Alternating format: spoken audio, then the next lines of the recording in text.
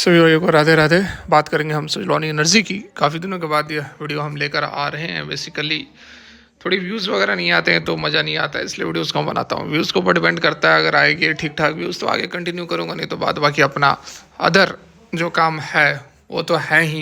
यहाँ पर आप देख सकते हैं P&L वगैरह, जैसा कि मैं आपको हमेशा दिखाता हूँ।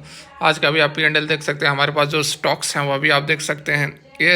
ALCBR मतलब एसोसिएट अल्कोहल्स वगैरह मैंने आपको बताया था, और इसके अंदर बढ़िया तेज़ी आप देख सकते हैं। 20-21% तक की तेज़ी पिछले एक महीने के अंदर ये स्टॉक हमारे पास है, और वहाँ से ये ठीक ठाक तेज़ी इसमें आती हुई नज़र आ रही है। डिक्सॉन के अंदर थोड़ा सा निगेटिविटी अभी दिख रहा है। बाद बाकी गॉडफ्राई फिलिप भी बढ़िया, फिर से एंट्री हमने लिया था। गॉडफ्राई फिलिप के अंदर भी ठीक ठाक पोजिशन है, और बाद बाकी रिकवरी यहाँ पर नज़र आ रही है। ठीक है, P&L वगैरह आज का देख सकते हैं आप। और सुजलॉन एनर्जी की यदि हम बात करें तो सुजलॉन एनर्जी के अंदर जो है वो आज क्लोज होते होते जो है थोड़ा सा यहाँ पर रेड में सिग्नल हमें रेड, देखिए यहाँ अगर आप इंट्राडे की बात करोगे तो पूरा दिन ठीक है यहाँ पर ट्रेड कर रहा था। ठीक है, उसके बाद आखिरी में क्लोज होते होते थोड़ा सा यहाँ पर जो है रेड टेरिटरी में जो है स्टॉक क्लोज हुआ है, लेकिन मोमेंटम ठीक था।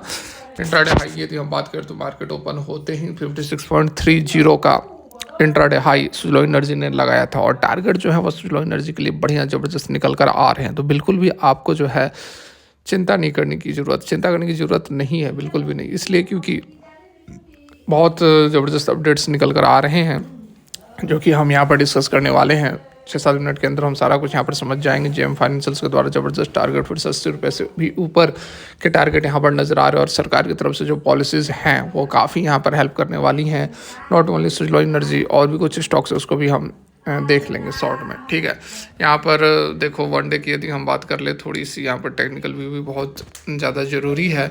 तो यहाँ पर आप देखो फिलहाल ये 20 डेज से ऊपर आ गया। जो नीचे वाली आप लाइन देख रहे हैं ये 20 डेज का EMA है, और 20 डेज से ऊपर ज़रूर यहाँ पर क्लोज कर रहा है, लेकिन पिछले 3 दिनों के अंदर जो है वह कोई भी एक मोमेंटम नहीं है, अनसर्टिनिटी है। आप देख सकते हैं जो टेल से ऊपर नीचे लंबी दिख रही है, बॉडी बिल्कुल भी छोटी है, बिल्कुल छोटी है, तो मतलब कि यहाँ पर अनसर्टिनिटी है। 20 डेज़ को इसने क्रॉस जरूर किया, लेकिन अभी कंफर्मेशन नहीं है, अनसर्टिनिटी का माहौल है।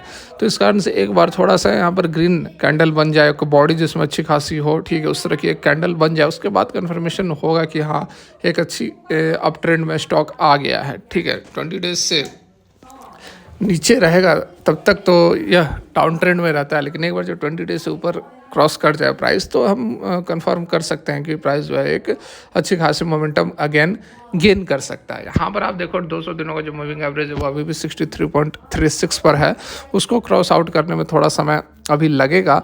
उसको यदि क्रॉस कर गया तो उसके बाद फिर ऊपर की ओर अच्छी खासी मूवमेंट हमें देखने को मिलेगी। ठीक है, फिलहाल 20 डेज़ को एक बार अच्छे से काट दे, उसके बाद 200 दिनों के भी मूविंग एवरेज को यह काटेगा। जो करेक्शन हो रहा था मार्केट में वो अभी कहीं ना कहीं अब कंसोलिडेशन में कन्वर्ट होता हुआ नज़र आ रहा है। अब गिरावट रुक गई है, मार्केट ठीक ठाक हल्का हल्का ऊपर की ओर मूवमेंट दिखा रही है। तो ये जो है एक स्ट्रेंथ को दर्शा रहा है। ओवरऑल मार्केट के अंदर ठीक ठाक मोमेंटम नज़र आ रहा है, और मैंने आपको पहले भी कहा था कि यहाँ पर एग्जिट करने की ज़रूरत नहीं है, आप होल्ड करके रखें।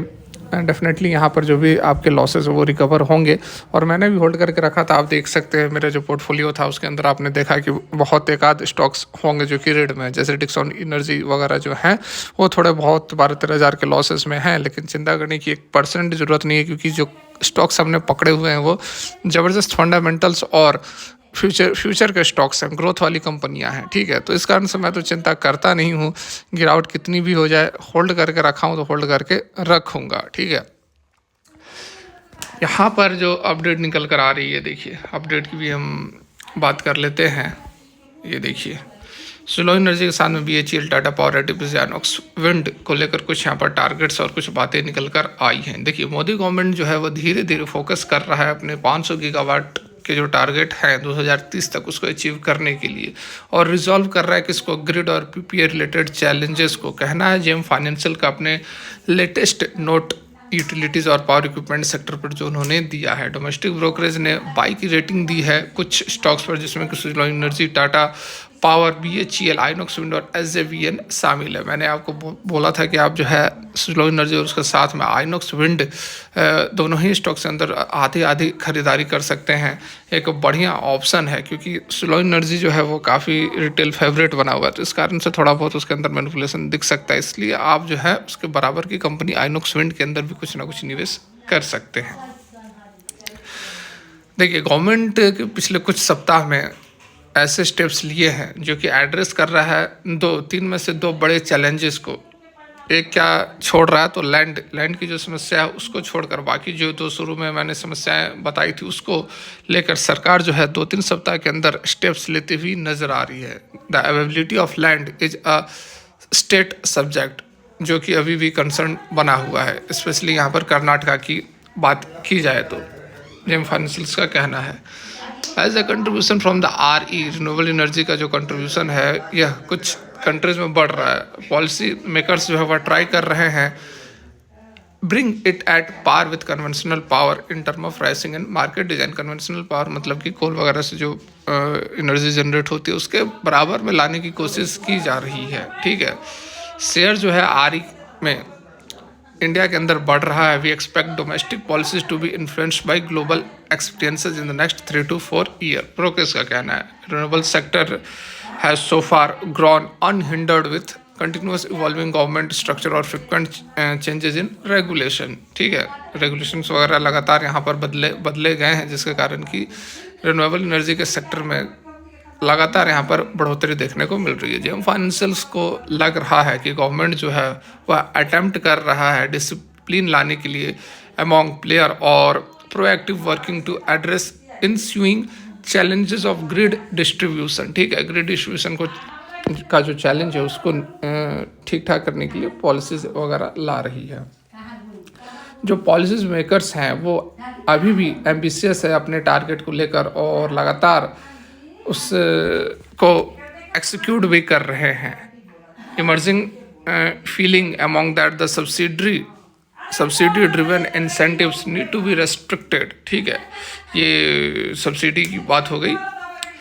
It said that availability of land, grid connectivity और PPA, साइनिंग ऑफ PPA, ये जो है मोस्ट पोटेंट चैलेंजेस हैं 500 गीगावाट के टारगेट को अचीव करने में, जिसमें ग्रिड कनेक्टिविटी और PPA को जो साइन किया गया है, PPA पब्लिक प्राइवेट वाला जो है, ठीक है, मॉडल, तो उसमें यहाँ पर दो जो समस्याएं हैं उसको तो कहीं ना कहीं एड्रेस करने के लिए स्टेप्स लिए जा रहे हैं, लेकिन लैंड वाला अभी जो समस्या है उसमें कुछ समय लगेगा क्योंकि उसके अंदर स्टेट का भी इन्वॉल्वमेंट होता है और स्टेट जो है सेंटर के अंदर काम नहीं करती है। मतलब कि अगर दूसरे सरकार है, दूसरे पार्टी की सरकार है, तो वो सेंटर की जो गवर्नमेंट है उसको जरूरी नहीं है कि उसकी बातों को मानेगा। ठीक है, numerous incentives to address the two of them except land, जैसा कि पहले ही बताया गया है। ठीक है, यहाँ पर देखिए हम टारगेट वगैरह की बात कर लें तो देखिए 80 रुपये का टारगेट, जेम फाइनेंशियल सजेस्ट 358 का BHEL के लिए टारगेट है, 210 का CESC का है और 80 का टारगेट जो है सुजलॉन एनर्जी के लिए, 262 एक्मे के लिए है और 351 पावर ग्रिड के लिए है। आइनॉक्स विंड के लिए 212 का है जो अभी 160 के आसपास ट्रेड कर रहा है, 456 टाटा पावर और 100 NHPC, 659 JSW एनर्जी और 1593 टॉरेंट पावर और 359 जो है NTPC के लिए है ना। तो यहाँ पर बाकी होल्ड कोल इंडिया को होल्ड की रेटिंग्स दी गई है और SJVN को सेल की रेटिंग्स दी गई है, बाकी बाई की रेटिंग्स में है।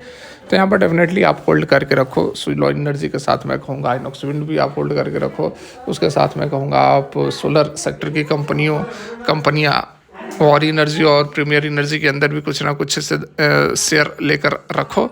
ये बढ़िया RE सेक्टर की कंपनियां जो कि 2030 से पहले बूम करने वाली हैं। तो फिलहाल के लिए यहीं तक। Thanks for watching. Radhe Radhe.